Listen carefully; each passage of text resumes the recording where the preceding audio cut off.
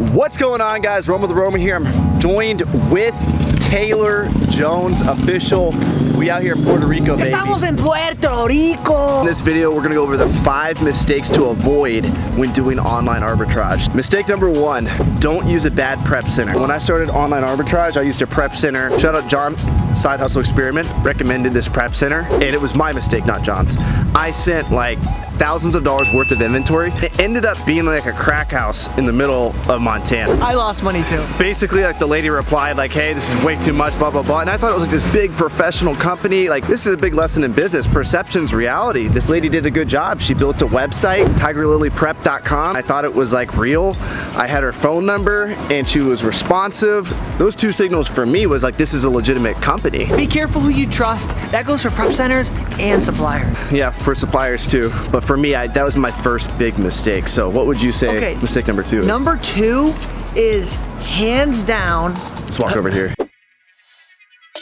You see how I tell him what to do and he just follows me? Yeah, because Papi.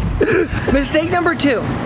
There's a really good day trading movie I think of, but I don't know the name of it. But in there's a quote and it goes like this. Some days I make no trades, other days I make 30. Here's the reality of the situation, guys. Yes, opportunity is everywhere and spend goals are great. You know that if you want to make 30 grand, you have to spend 100. But the worst thing you can do is log onto your website or your laptop, force yourself to start buying all of these leads that suck.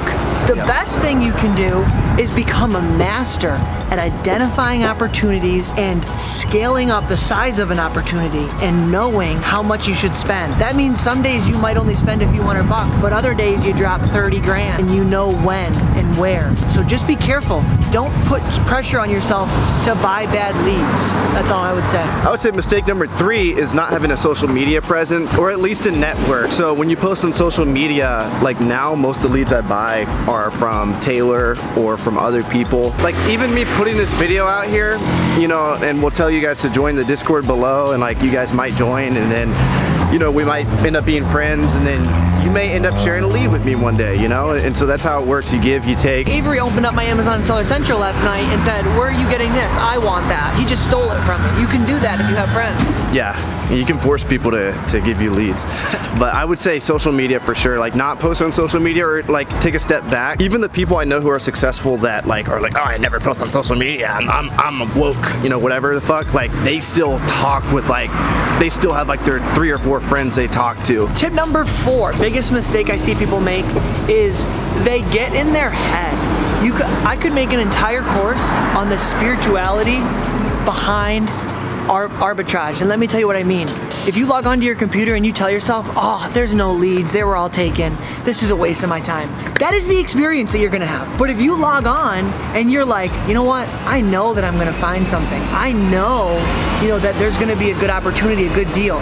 It's only a matter of time before you find something. I think the number 1 thing that you can do is be curious. There's so many ways to win in Amazon. There's so many ways. There's a million ways to do this successfully. And do not compare yourself to other people. Be curious with the process, and that curiosity is going to lead to a lot of learning and success very quickly. I would say mistake number 5 would be not abusing the fuck out of a situation where you have a coupon code or maybe you have a gift card and there's a limited time sale for 1 day and you're like, oh, I'm gonna buy 12 units and then the sale's over with and you can't buy any more in the future. When there's a limited time sale and when the leads make sense and it's almost impossible for you to lose money and you know all the boxes are checked. Let's say the item sells really fast, thousands of units a month, and you're like, well, worst case scenario, the lowest price it's ever been at is like still above break even. On a scenario like that, keep your graph is flat, everything looks good.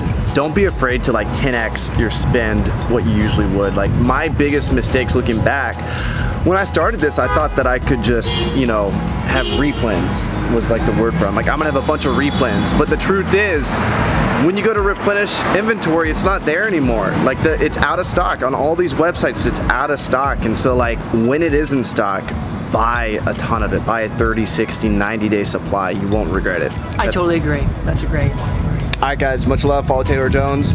Join our Discord. Link below to get the OA 1 ace and away challenge. Yeah, we put together a full course. We give away the game, all the videos, exactly how you can find one product that can change your life. That's all it takes is one product. He sold like $100,000 worth of one product in August last year. One ASIN, so oneasinaway.com. Click the link below. You get full access to that. You'll get in our Discord as well. Much love. Peace out.